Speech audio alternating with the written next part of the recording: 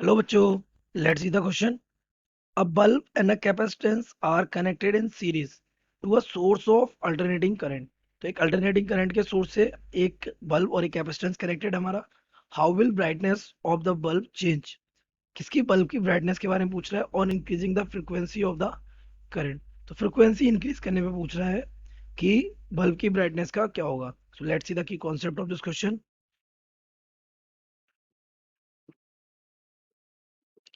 The key concept of this question is कि the brightness of bulb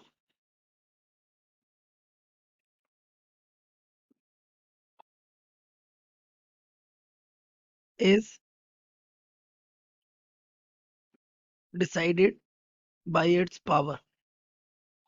obviously एक bulb की जो power है वॉट, आपको पता है कि बल्ब वॉट्स के आते हैं.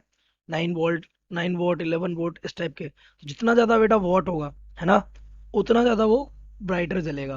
और पावर होती क्या है? Power is given by I square R. Simply ये हमारे एसी के टर्म में क्या हो जाएगा? I R M S square R. तो एक बात समझिए, अगर हमारा करंट इंक्रीज होता है तो power will increase, and if power will increase then the brightness will increase. तो ये लॉजिक है हमारा. लेकिन करंट का लॉजिक क्या कहता है? Current says I is equal to, we can say the I naught is equal to E naught divided by Z. ये हमारा क्या है? इम्पीडेंस. और ये हमारा क्या है? वोल्टेज. अच्छा, इम्पीडेंस के लिए क्या बोल रहा है? कौन सा सर्किट है? बल्ब और कैपेसिटेंस. बल्ब का क्या होगा? रेजिस्टेंस. तो सॉल्व दिस क्वेश्चन. ये हमारा कौन है? बल्ब. No problem. रजिस्टर से नोट कर दिया इसको, और इसमें लगा हुआ है कैपेसिटर. तो अगर हम इसमें एक एसी सोर्स लगाएं तो इसका जो इम्पीडेंस होता है that is given by Z is equal to under root के अंदर R square plus X C square. तो अगर जेड की बात की जाए तो this becomes R square plus 1 upon X C. क्या होता है? Omega.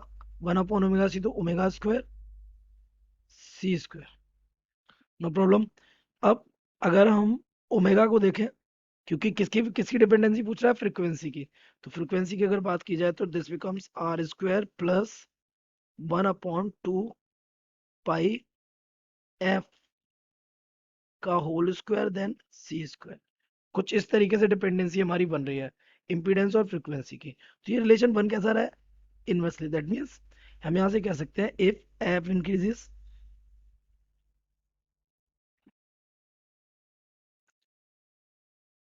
Then Z will be decreased.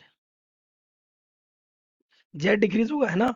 और हमारा कॉन्सेप्ट क्या कह रहा है? अगर जेड डिक्रीज होगा तो current will increase. So current will increase, and as a result, और रिजल्ट क्या निकलेगा? Brightness of bulb will be increased. So I hope you have understood it well. Best of luck.